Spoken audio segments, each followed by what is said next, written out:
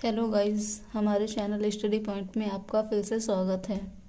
आज हम लोग जो तीसरा चैप्टर कर रहे थे, दो चर वाला रैखिक समीकरण, उसकी एक्सरसाइज 3.3 लगाएंगे। तो इसमें जो क्वेश्चन हमारा दे रखा है वो देखते हैं क्या है। तो पहला क्वेश्चन हमको दे रखा है, निम्न रैखिक समीकरण युग्म को प्रतिस्थापन विधि से हल कीजिए। तो इससे पहले हमने जो और क्वेश्चन लगाए थे उसमें प्रतिस्थापन विधि नहीं दे रखी थी, थर्ड एक्सरसाइज में ही इसका यूज़ है। तो देखते हैं पहला क्वेश्चन क्या है। जो प्रतिस्थापन विधि होएगी उसमें हमारी ये दो इक्वेशन दे रखी हैं। पहली इक्वेशन है x + y = 14 और दूसरी इक्वेशन है x - y = 4।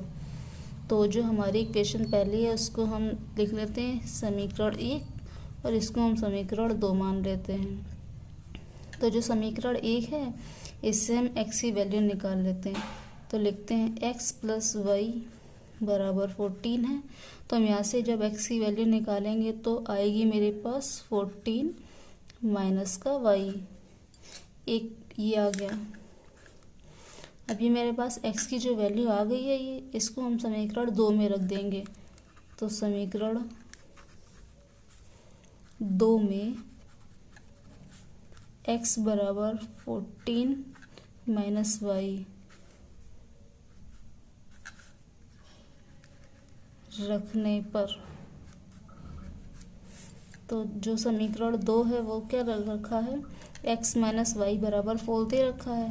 तो हम x की जगह वैल्यू डाल देंगे 14 माइनस का y, यानी 14 माइनस का y।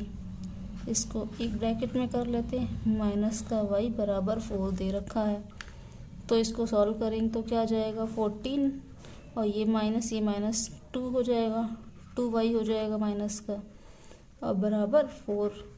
तो हम 2y को इधर ही रखते हैं और माइनस का 14 इधर ले गए, प्लस का 14 था तो इक्वल टू किधर जाएगा, तो माइनस का 14 हो जाएगा और प्लस का 4 दे रखा है। तो माइनस का 2y और ये 14 में से 4 जाएगा तो 10 आ जाएगा, और साइन माइनस का लगेगा क्योंकि 14 बड़ा है। इस माइनस से इस माइनस को काट देंगे तो मेरा y बराबर जो आ जाएगा वो 10/2, यानी y की वैल्यू मेरे पास 5 आ गई है। अब y बराबर 5 आ गया है। अब y की वैल्यू जो है वो समीकरण 1 में रख देते हैं। तो y बराबर 5 समीकरण 1 में रखने पर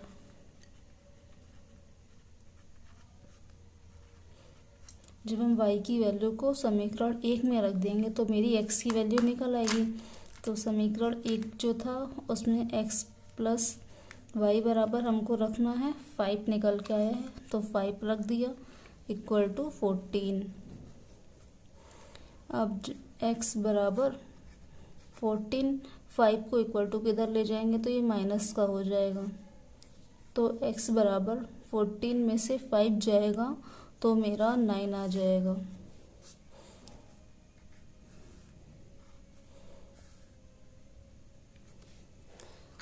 अब देखिए, एक x बराबर मेरा 9 आ गया है और y बराबर 5 आ गया है।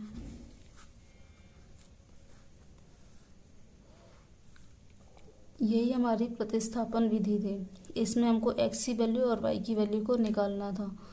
ये हमारा आंसर है। चलिए एक बार इस क्वेश्चन को फिर से बता दे रहे हैं।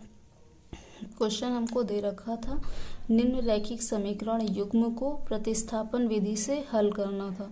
कहने का मतलब है दो इक्वेशन दे रखी थी, उसमें से हमको x की वैल्यू और y की वैल्यू को निकालना था। तो पहली समीकरण जो दे रखी थी x + y = 14 और दूसरी दे रखी थी x - y = 4। तो हमने समीकरण 1 को लिया और उससे x की वैल्यू निकाल ली। समीकरण 1 से लिख देते हैं यहाँ पे, समीकरण 1 से। अब हमने समीकरण 1 से x की वैल्यू निकाल ली तो आ गया 14 माइनस y, और जो समीकरण 2 था उसमें x की वैल्यू को रख दिया। जब x की वैल्यू को रख दिया तो इसको सॉल्व किया तो मेरा y बराबर 5 निकल के आ गया। अभी y बराबर 5 जो है वो समीकरण 1 में रख दिया। समीकरण 1 थी मेरी x + y = 14, तो एक्स की वैल्यू ऐसी रखी, वाई निकल के मेरा 5 आया था तो हमने 5 रख दिया, इक्वल टू 14 कर दिया। फिर इसको हमने सॉल्व कर लिया, 14 माइनस 5 कर दिया तो ये 9 आ गया। तो मेरा एक्स मेरा 9 आ गया है और वाई मेरा 5 आ गया। यही आंसर है। तो चलिए अपने दूसरे क्वेश्चन के ऊपर आते हैं।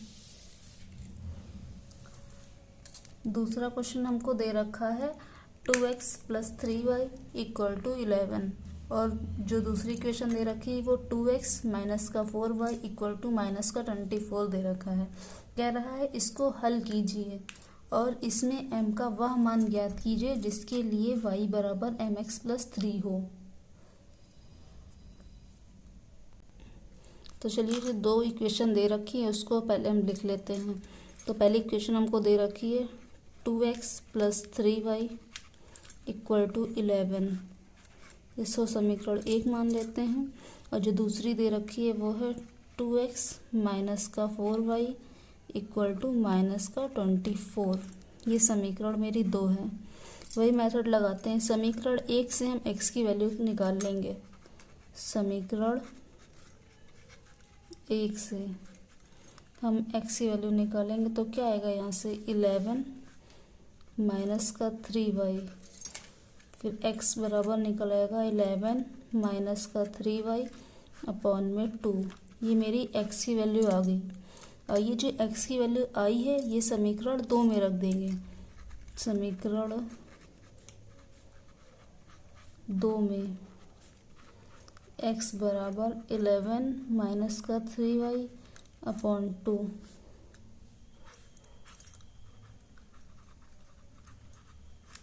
रखने पर अब समीकरण जो 2 है इसमें x की वैल्यू रखेंगे तो क्या आ जाएगा 2, x की वैल्यू है 11 माइनस का 3y अपॉन में 2 माइनस का 4y इक्वल टू माइनस का 24 दे रखा है।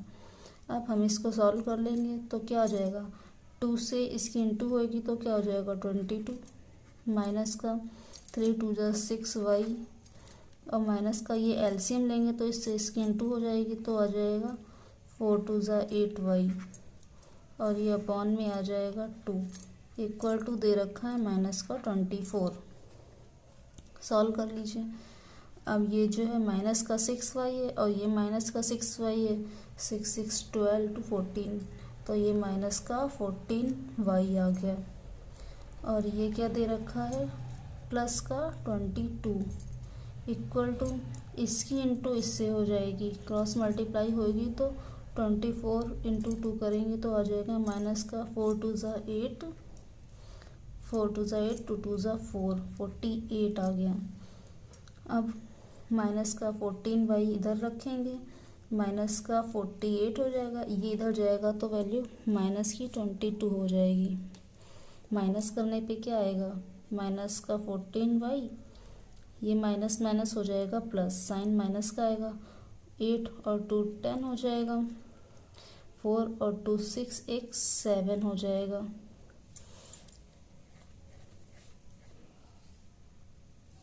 ठीक है, इतना हो गया। y बराबर यहाँ से निकाल लेंगे तो कितना हो जाएगा, ये माइनस से माइनस कैंसिल हो जाएगा। y बराबर 70 अपॉन में 14 दे रखा है तो 2 7 जा 14 और 2 3 जा 6 और 2 3 जा 6 2 5 जा 10 और 7 1 जा 7 7 5 जा 35। तो मेरी जो y की वैल्यू आ गई है ये 5 आ गई। y की वैल्यू जब 5 आ गई है तो समीकरण 1 में y की वैल्यू रख दे तो x की वैल्यू निकल आएगी। समीकरण 1 से तो यहाँ पे 2x, y की वैल्यू हम 5 इंटू 3 दे रखा था, y की वैल्यू 5 रख दी इक्वल टू 11, तो आ जाएगा यहाँ पे 2x प्लस का सीधे इधर कर लेते हैं और ये माइनस का आ जाएगा 3 5 जा 15।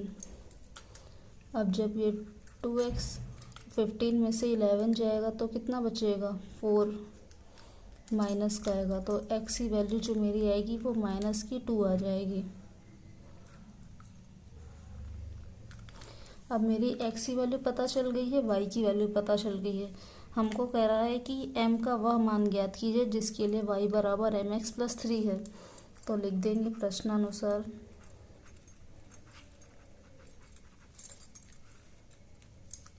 दे रखा है वाई बराबर एम एक्स प्लस 3। वाई की वैल्यू डाल दीजिए। वाई की वैल्यू आई है मेरी 5, एम एक्स की वैल्यू आई है माइनस का 2 और प्लस 3। तो यहाँ से जब m की वैल्यू निकलेगी तो ये प्लस का 3 है, 5 के इधर आएगा तो माइनस का हो जाएगा, यानी 5 माइनस का 3 इक्वल टू माइनस का 2m। 5 में से 3 जाएगा तो 2 आएगा इक्वल टू माइनस का 2m, यानी जो m बराबर आएगा वो माइनस का 1 आ जाएगा।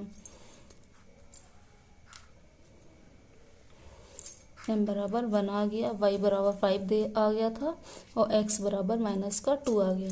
तो चलिए एक बार इसको फिर से रिपीट करे ले रहे हैं। क्वेश्चन हमको दे रखा है 2x plus 3y equal to 11 और जो दूसरी इक्वेशन दे रखी है वो है 2x माइनस का 4y इक्वल टू माइनस का 24। ये दो इक्वेशन दे रखी है और हमसे कहा गया है कि इसको हल कीजिए और इसमें m का मान भी ज्ञात कीजिए जिसके लिए दे रखा है y बराबर एम एक्स प्लस 3। तो सबसे पहले हमने दोनों इक्वेशन को नोट कर लिया। जो मेरा समीकरण 1 था उससे हमने x की वैल्यू निकाल ली। x की वैल्यू मेरी आई है 11 माइनस 3y अपॉन 2 और ये वैल्यू को हमने समीकरण 2 में रख दिया। समीकरण 2 ये दे रखा है। समीकरण 2 में जब हमने x की वैल्यू रखी तो इसको सॉल्व कर लिया, क्योंकि ये अपॉन में दे रखा था तो इसको इसलिए एलसीएम लेके सॉल्व करना पड़ा। 2x की वैल्यू हमने रखी 11 माइनस 3y अपॉन 2 और माइनस का 4y इक्वल टू 24 दे रखा था।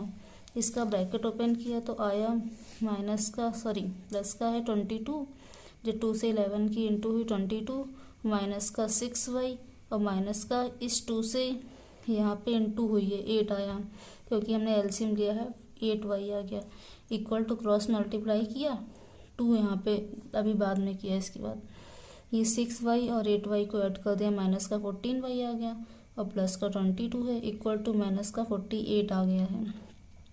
अब ये 14y को इधर रखा और 22 को उधर भेज दिया तो ये दोनों ऐड हो गए। साइन माइनस का आएगा क्योंकि 48 बड़ा है, माइनस से माइनस साइन कट के y बराबर हमारी 5 वैल्यू निकल आई। अब ये जो समीकरण 1 है इसमें y बराबर 5 रख दिया। समीकरण 1 में y बराबर हमने 5 रख दिया है तो सॉल्व कर लिया तो x की वैल्यू मेरी माइनस की 2 आ गई। अब हमसे क्वेश्चन कर रहा था y बराबर एम एक्स प्लस 3 है जिससे हमको m का मान निकालना था। मेरे पास x की वैल्यू आ गई है माइनस की 2 और y की वैल्यू आ गई है 5, तो हमने इसको रख दिया y बराबर एम एक्स प्लस 3 है, y की जगह 5 रख दिया, एम एक्स की जगह -2 रख दिया प्लस 3, इसको सॉल्व कर लिया तो मेरा m बराबर माइनस का 1 आ गया। अब हमको तीनों वैल्यू पता चल गई, मेरा आंसर भी यही दे रखा है।